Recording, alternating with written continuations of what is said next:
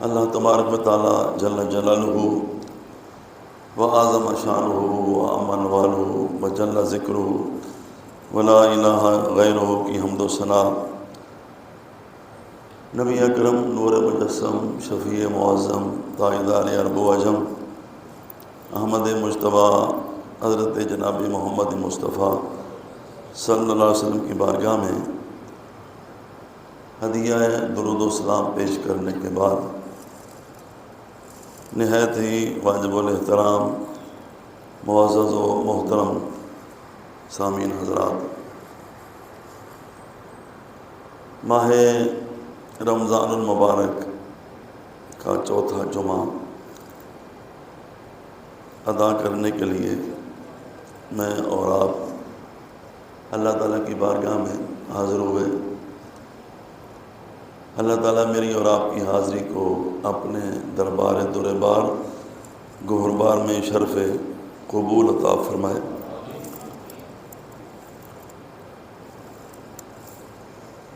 یہ بھی ہو سکتا ہے کہ یہ رمضان شریف کا آخری جمعہ ہو، اگر 29 روزے ہوئے تو پھر جمعے کے دن عید ہوگی، اور 30 روزے ہوئے تو پھر آخری جمعہ اگلا جمعہ ہوگا۔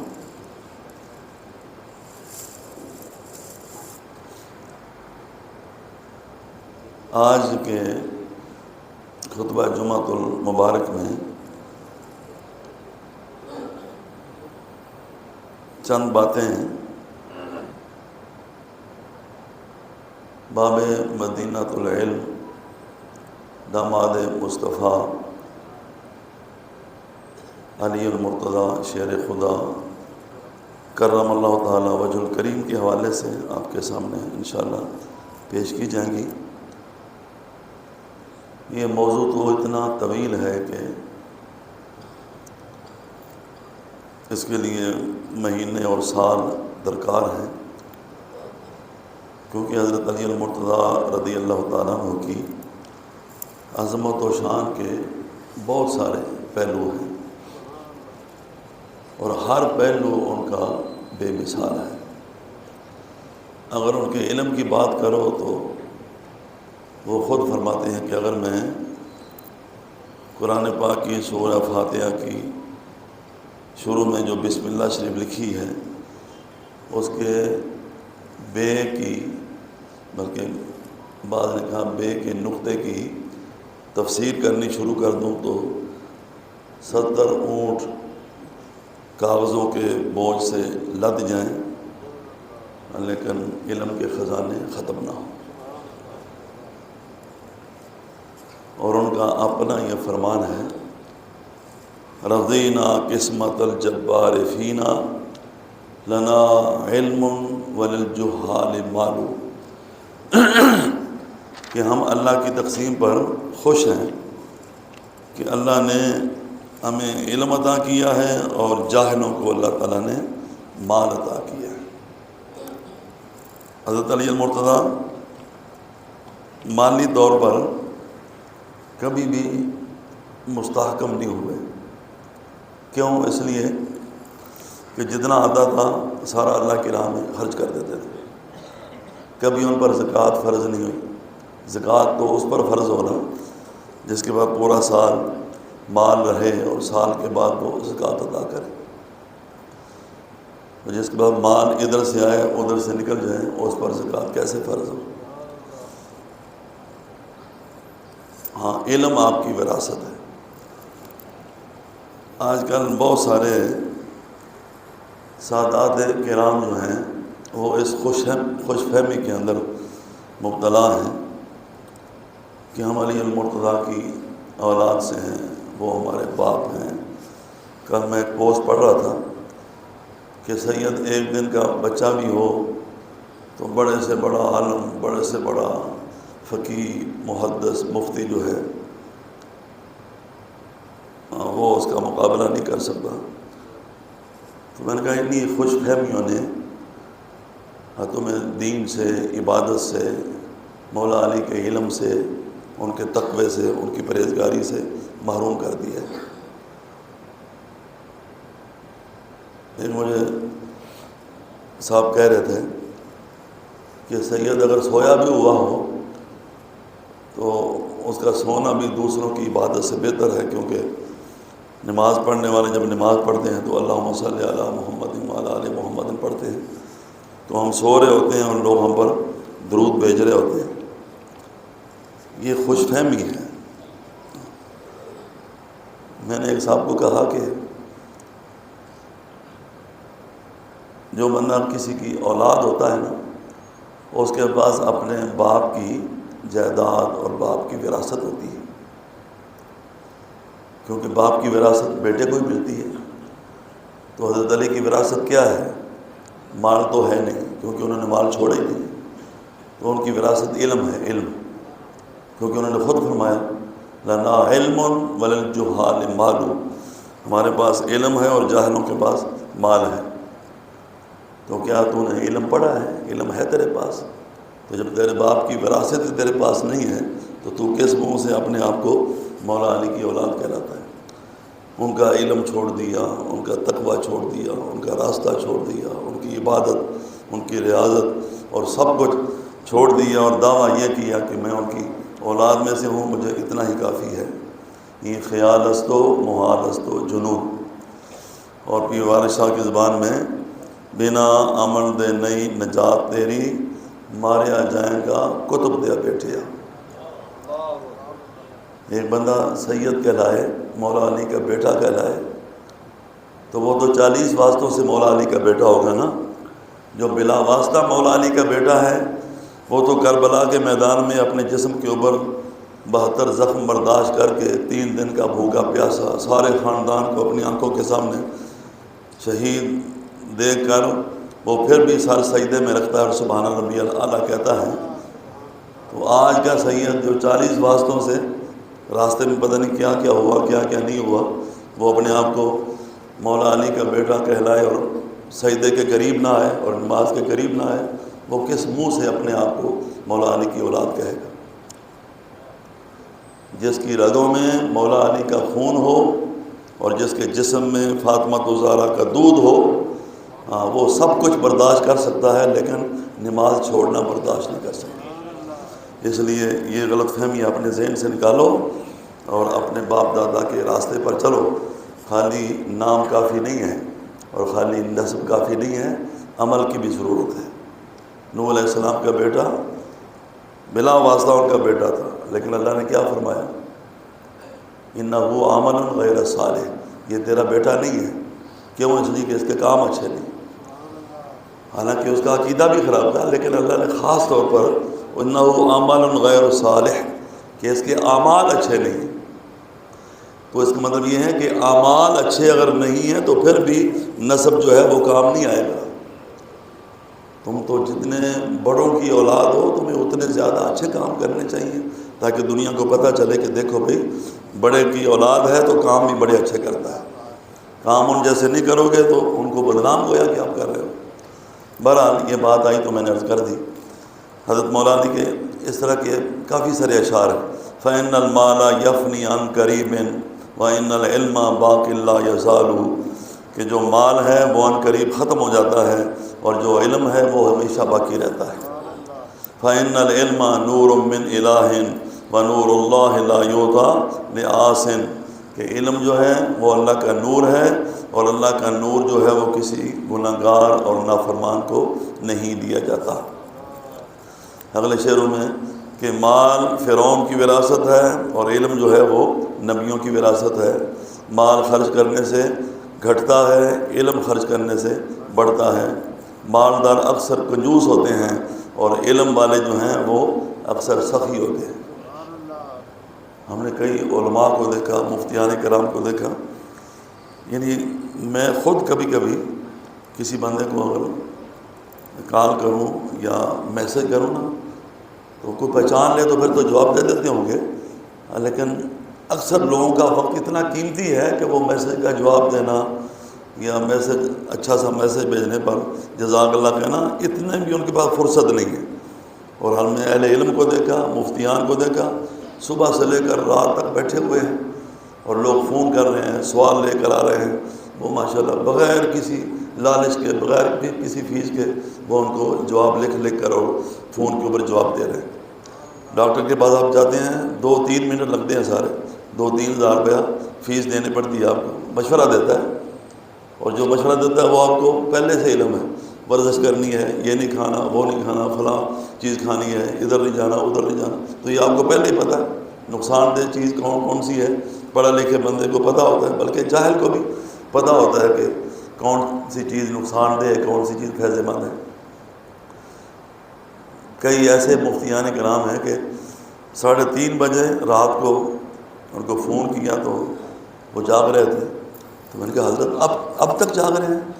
کہنے لگے مجھے ایک دفعہ آدھی رات کو فون آیا تھا، ہم قبرستان میں کھڑے ہوئے ہیں اور قبر کھود دی ہے اور قبر سے ہڈیاں نکلی ہیں، تو اب مسئلہ یہ درپیش ہے کہ مردے کو اسی قبر میں دفن کیا جائے یا ہڈیوں کو نکال کر اس کے ساتھ رکھ کر کیا کیا جائے۔ تو اس دن سے میں نے اپنا فون ہی بند نہیں کیا، میں نے کہا کسی وقت بھی کسی بندے کو ضرورت پڑ سکتی۔ تو مولا علی نے صحیح فرمایا نا کہ عالم جو ہوتا ہے وہ سخی ہوتا ہے، اور دنیا دار جو ہوتا ہے اور مالدار جو ہوتا ہے وہ عموماً کی بات کر رہے ہیں، سارے ایک جیسے نہیں ہوتے۔ جب بھی بات کی جاتی ہے تو 5 انگلیاں برابر نہیں ہوتی، کچھ شخصیات جو ہیں وہ مستثنیٰ ہوتی ہیں۔ یہ علم کہاں سے آیا؟ مولا علی خود فرماتے ہیں، ابن ماجہ شریف کی حدیث پاک ہے، صفحہ 168 پہ، ان علی رضی اللہ تعالیٰ عنہ بعثنی رسول اللہ صلی اللہ علیہ وسلم الی الیمن، مولا علی خود فرماتے ہیں کہ مجھے نبی پاک صلی اللہ علیہ وسلم نے یمن کی طرف قاضی بنا کے بھیجا۔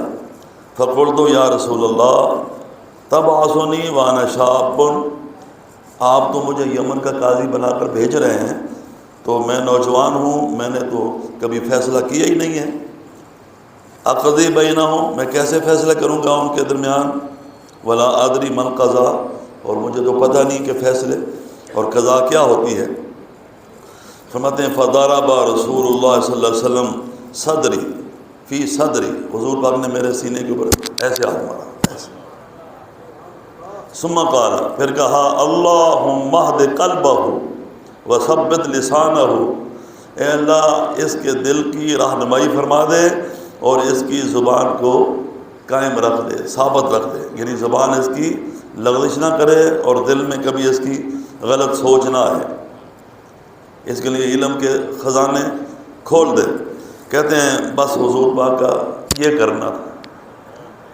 لوگ تو ڈگریاں لیتے ہیں نا، مدرسوں میں تعلیم حاصل کرتے ہیں، سندیں لیتے ہیں، باہر جا کے پڑھتے ہیں، پھر بھی کئی مسائل ایسے ہوتے ہیں جو ان کی نگاہوں سے پوشیدہ رہتے ہیں، لیکن حضور پاک کا دست انور جو ہے وہ جہاں لگ جاتا ہے پھر جہالت مکمل طور پر نکل جاتی ہے اور علم کے شہر آباد ہو جاتے ہیں۔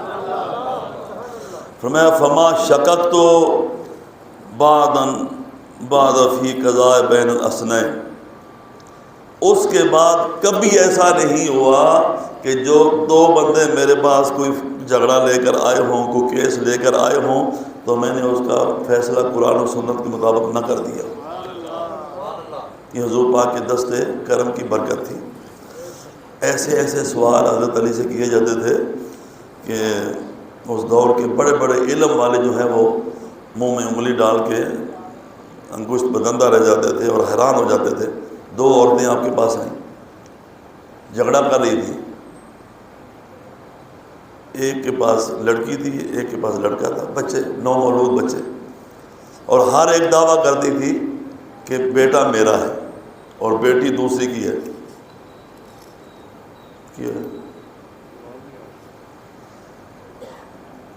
حضرت علی کے پاس کیس آیا تو آپ نے فوراً قرآن پاک کے اوپر نگاہ کی، عظمت علی مع القرآن والقرآن مع علی، علی قرآن کے ساتھ ہے اور قرآن علی کے ساتھ ہے۔ حضرت علی فرماتے ہیں جہاں اللہ پاک نے قرآن پاک میں وصیت کے مسائل کو بیان کیا ہے نا، وراثت کے مسائل کو، وہاں یہ فرمایا ہے کہ للذکر مثل حظ الانثیین، کہ لڑکے کا حصہ ڈبل ہوگا، لڑکی کا حصہ سنگل ہوگا۔ تو فرمایا جب وراثت میں مذکر کا ڈبل حصہ ہے، مؤنث کا سنگل حصہ ہے، تو یقیناً ماں کے دودھ کے اندر بھی اللہ پاک نے اسی قانون کو جاری کیا ہوگا۔ آپ نے ایک عورت کو بلایا اور فرمایا ان کو لے جاؤ اور ان کی چھاتیوں سے دودھ نکالو، جس کا دودھ تھوڑا ہوگا اس کو لڑکی دے دینا اور جس کا دودھ زیادہ ہوگا اس کا لڑکا دے دینا۔ اب یہ مسئلہ کہیں لکھا ہوا نہیں تھا، لیکن حضرت علی نے ایسا اجتہاد کیا کہ آپ نے ایسا کھول کے مسئلہ بیان کر دیا کہ کسی کو انکار کی جرت نہ ہے۔ آپ عموماً یہ فرمایا کرتے تھے کہ کوئی بندہ مجھ سے سوال کرے تو میں اس کے سوال کا جواب قرآن سے دوں گا، کیونکہ جب اللہ نے قرآن میں یہ فرمایا ہے لا رطب ولا یابس الا فی کتاب مبین، کہ کوئی خشک و تر چیز ایسی نہیں ہے جس کا ذکر قرآن میں نہ ہو۔ اب اہل علم کی اپنی صلاحیت ہے کہ کوئی قرآن میں کتنی غوطہ کر سکتا ہے اور کتنے مسائل نکال سکتا ہے۔ حضرت عبداللہ بن عباس فرماتے ہیں کہ اگر کبھی میری رسی بھی گم ہو جائے تو میں اس کو قرآن پاک سے تلاش کر لیتا۔ تو جب آپ نے یہ اعلان کیا تو مجمع میں ایک یہودی بیٹھا ہوا تھا، وہ کھڑا ہو گیا تو اس نے کہا جناب میں ایک سوال کرتا ہوں آپ سے، اس کا جواب دیں آپ۔ میں کیا سوال ہے؟ اس نے کہا قرآن میں یہ کہاں لکھا ہوا ہے کہ آپ کی داڑھی مبارک جو ہے وہ گھنی ہوگی، زیادہ بال ہوں گے، اور میری داڑھی پر کا کوئی بال ہوگا، اس کی داڑھی کا کوئی بال تھا۔ یہ ایسا سوال تھا کہ ظاہر بات ہے کہ اس کا جواب دینا کوئی معمولی بات تھوڑی ہے۔ حضرت علی نے فوراً قرآن پاک کی آیت پڑھی، آیت آپ کو سنا دیتا ہوں، سورہ الاعراف کی آیت ہے وَالْبَلَدُ الطَّيِّبُ يَخْرُجُ نَبَاتُهُ بِإِذْنِ رَبِّهِ وَالَّذِي خَبُثَ لَا يَخْرُجُ إِلَّا نَكِدًا۔ فرمایا جو پاکیزہ زمین ہوتی ہے نا اس سے بھرپور سبزہ نکلتا ہے، اور جو گندی زمین ہوتی ہے نا اس سے تنکا ٹاما نکلتا ہے سبزہ اور گھاس۔ میرے جسم کی زمین ایمان والی ہے، پاکیزہ زمین ہے، اس لیے میری داڑھی بھرپور آ گئی ہے، اور تیرے جسم کی زمین جو ہے وہ یہودیت والی ہے، گندی زمین ہے، لہذا تیری داڑھی کا کوئی بال نہیں ملا۔ یہ قانون نہیں ہے۔ کئی ایسے بھی بڑے متقی پرہیزگار لوگ ہوتے ہیں جن کی پوری داڑھی نہیں آتی، لیکن حضرت علی نے اس کا منہ بہرحال بند کر دیا۔ یہ جواب دے کے جو میں نے آپ کے سامنے قرآن پاک کی آیت پڑھی ہے، سورہ بقرہ کی آیت ہے، اس کا شان نزول جو ہے امام راضی نے بڑا شاندار بیان کیا ہے۔ میں کوئی واقعہ آپ کے سامنے بیان کر رہا ہوں، ورنہ تو اتنا طویل موضوع ہے۔ یہ میرے اپنے ہاتھ کا وہ لکھا ہوا رجسٹر ہے، اس میں حضرت علی المرتضیٰ کی عظمت و شان کے حوالے سے بہت لمبا چوڑا لکھا ہوا ہے۔ قرآن پاک میں اللہ تعالیٰ نے فرمایا وَمِنَ النَّاسِ مَن يَشْرِي نَفْسَهُ ابْتِغَاءَ مَرْضَاتِ اللَّهِ، لوگوں میں سے کئی ایسے بھی ہوتے ہیں کہ جو اللہ کی رضا کے لیے اپنی جانوں کا نذرانہ پیش کر دیتے ہیں، اپنی جان کی پرواہ نہیں کرتے۔ اور یہ تو خاندان ہی وہ ہے، صرف مولا علی نہیں ہے، ان کے صاحبزادے بھی، آگے ان کی اولاد در اولاد جتنے بھی ائمہ اہل بیت ہوئے ہیں سب نے دین کی خاطر اپنی جانوں کے نذرانے پیش کیے۔ وقت کے حکمرانوں نے ان کے ساتھ عداوت کی، دشمنی کی، اور ان کو کہیں سکون سے رہنے نہ دیا، اور سب نے اپنی جانیں دین کے لیے قربان کر دی۔ یہ اس آیت کا شان نزول جو ہے امام راضی رحمۃ اللہ تعالیٰ نے تفسیر کبیر کے اندر انہوں نے یوں بیان کیا کہ ہجرت کی رات جب نبی پاک صلی اللہ تعالیٰ علیہ وسلم نے حضرت علی المرتضیٰ شیر خدا کرم اللہ تعالیٰ وجہ الکریم کو اپنا بستر عطا فرمایا، اور حضرت ابو بکر صدیق رضی اللہ تعالیٰ عنہ کو حضور پاک صلی اللہ علیہ وسلم اپنے ساتھ مدینہ پاک میں لے گئے۔ یہ بات بڑی توجہ سے سماعت فرمائیں، کیونکہ ایک طبقہ جو ہے نا وہ اس طرح کی باتوں کو لے کرنا جہاں حضرت علی کی شان اپنے خیال کے مطابق بڑھاتا ہے، وہاں دیگر صحابہ کرام کی شان کو خواہ مخواہ کم کر دیتا ہے۔ دیکھو جی، بہادری تو علی کی ہے، حضور پاک کے بستر پہ سو گئے، ابو بکر تو ڈر کے ساتھ چلے گئے۔ ابو بکر تو ڈر کے، میں نے کہا علی کی بھی بہادری ہے، ابو بکر کی بھی بہادری ہے۔ اگر حضور ابو بکر کو کہتے تو وہ بستر پہ سو جاتا، علی کو کہتے تو وہ حضور کے ساتھ جاتا۔ ابو بکر کی یہ کم بہادری ہے، اپنے بوڑھے باپ کو چھوڑا، اپنے بچوں کو چھوڑا، اپنی بیوی کو چھوڑا، مکے میں چھوڑا، اور کوئی پرواہ نہ کی کہ یا رسول اللہ ان کو بھی ساتھ لے جائیں، کہیں کافر پیچھے سے ان کو پریشان نہ کریں۔ اب سب کچھ چھوڑ کے نبی پاک صلی اللہ علیہ وسلم کے ساتھ چلے۔ اصل میں حضرت علی کو نبی پاک علیہ السلام نے جو کافروں کی امانتیں حضور پاک کے پاس تھی نا، وہ مولا علی کے حوالے کی کہ علی میں جا رہا ہوں، یہ کافروں کی میرے پاس امانتیں ہیں، صبح ان کو واپس کر کے تو بھی مدینہ پاک میں آ جانا۔ تو ابو بکر صدیق کے پاس بھی کسی کی امانت تھی، اور وہ کیا تھی؟ وہ خدا کی امانت تھی، وہ نبوت و رسالت کی امانت تھی۔ اللہ نے فرمایا علی تو نبی کی امانتوں کو سنبھال، اور ابو بکر جو ہے وہ میری امانت کو حفاظت کے ساتھ مدینہ پاک پہنچائے گا۔ وہ بھی حق کے امام ہیں، یہ بھی حق کے امام ہیں۔ اللہ تعالیٰ نے یہ جو تقسیم فرمائی ہے اور یہ جو فضیلتیں عطا فرمائی ہیں، سب کی فضیلتوں کو ماننا یہی دین ہے، یہی ایمان ہے۔ ان نفوس قدسیہ میں سے کسی کے بارے میں دل کے اندر میل آ جائے تو اب ساری عمر کسی ایک فریق کی شان کو بیان کرتے رہیں، اللہ کی بارگاہ میں وہ شان قبول نہیں ہے۔ جب اللہ نے اور اللہ کے رسول نے ان کی شان میں فرق نہیں کیا اور بخل نہیں کیا، تو کوئی اس دور میں کوئی اپنے آپ کو محب علی کہنے والا یا محب اہل بیت کہنے والا، اہل بیت کی محبت کی آڑ میں دوسروں کی تنقید کرے گا تو خود اہل بیت کو بھی جو محبت قبول نہیں ہوگی، وہی قبول ہوگی جو جیسے انہوں نے بیان فرمائی ہے۔ خود حضرت علی المرتضیٰ، پچھلے چند جمعے پہلے میں نے آپ کے سامنے حضرت علی المرتضیٰ کی زبان سے صحابہ کرام کی عظمت و شان کی حدیثیں آپ کے سامنے بیان کی تھی، اسی طرح صحابہ کرام کی زبان سے حضرت علی المرتضیٰ کی شان میں حدیثیں بے شمار موجود ہیں۔ تو وہ تو آپس میں شیر و شکر تھے، وہ تو ان کا آپس میں لڑنا جھگڑنا یا جو اختلاف ہوا ہے وہ بھی ایسے ہی تھا کہ جیسے بھائی آپس میں گھر کے اندر کوئی اختلافات پیدا ہو جاتے ہیں۔ اس میں نفسانیت نہیں تھی، اس میں یہ نہیں تھا کہ باطل کے لیے یا حق کے لیے وہ لڑتے ہوں، وہ ان کا لڑنا بھی دین ہے اور ان کا آپس میں اختلاف بھی دین ہے اور ان کا اتحاد بھی دین ہے۔ اور حضور پاک نے یہ فیصلے پہلے سے کر دیے، فرمایا میں نے اپنے صحابہ کرام کے اختلافات جو میرے بعد میں ہونے والے ہیں اللہ کی بارگاہ میں پیش کیے، تو اللہ نے فرمایا میں نے ان کو پہلے ہی معاف کر دیا۔ اللہ نے جب معاف کر دیا تو ہمیں کیا ضرورت ہے ایسے معاملات میں پنگا لینے کی؟ اس طرح ہمارا اپنا دین اور اپنا ایمان جو ہے وہ خراب ہوگا۔ قرآن پاک میں دیکھو نا کتنی بڑی خطا ہوئی تھی غزوہ احد کے اندر صحابہ کرام میں سے، کہ 70 صحابہ جو ہیں وہ شہید ہو گئے، صرف حضور پاک کے ایک حکم کے بارے میں انہوں نے ایسا کیا کہ اس پر عمل نہ کر سکے۔ اور اللہ نے اسی موقع پر جہاں ان کا یہ واقعہ بیان کیا، اسی موقع پر وَلَقَدْ عَفَا اللَّهُ عَنْهُمْ کہ اللہ نے ان کو معاف کر دیا۔ آپ کہتے ہیں جی اجتہادی اختلاف میں اگر اتنا نقصان ہو جائے تو پھر یہ بھی خطا اجتہادی ہوتی ہے، اس پر بھی ان کو اجر ملتا ہے۔ اب اللہ کے قرآن سے پوچھو، اللہ خود فرما رہا ہے وَلَقَدْ عَفَا اللَّهُ عَنْهُمْ کہ ادھر خطا ہوتی ہے، ادھر اللہ قرآن کی آیت نازل کر دیتا ہے کہ ہم نے ان کو معاف کر دیا۔ لہذا ہم جیسے چھوٹے چھوٹے لوگوں کو اس میدان کے اندر کودنے کی ضرورت نہیں ہے، ورنہ اپنے ایمان کی خیر بنا۔ تو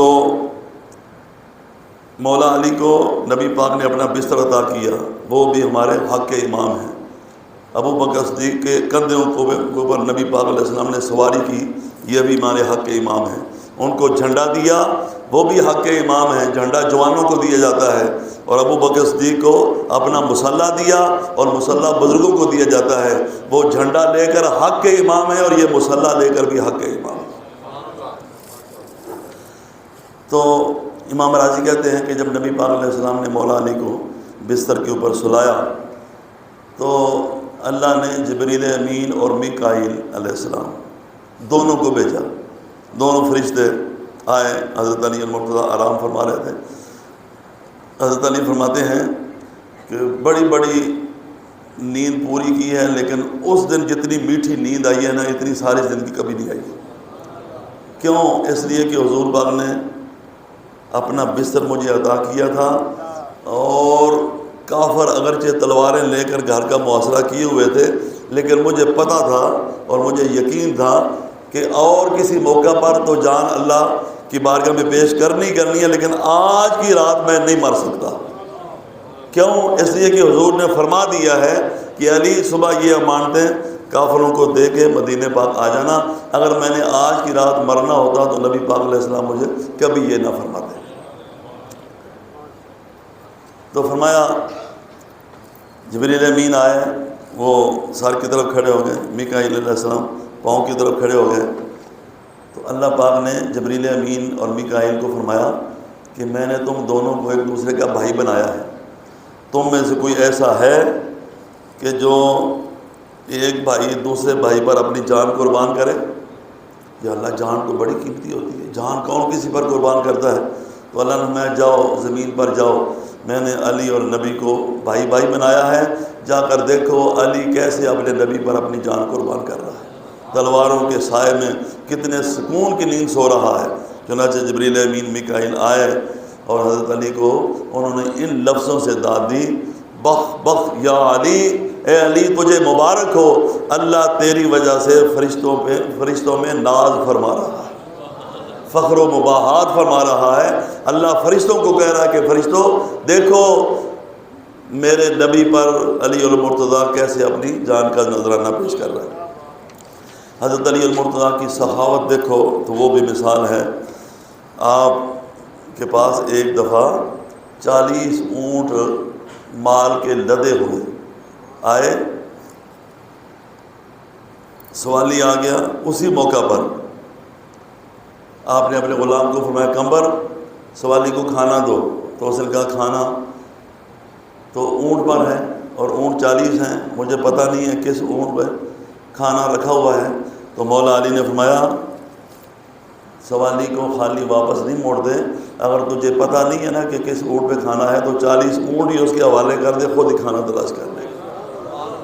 جس کی سخاوت یہ ہو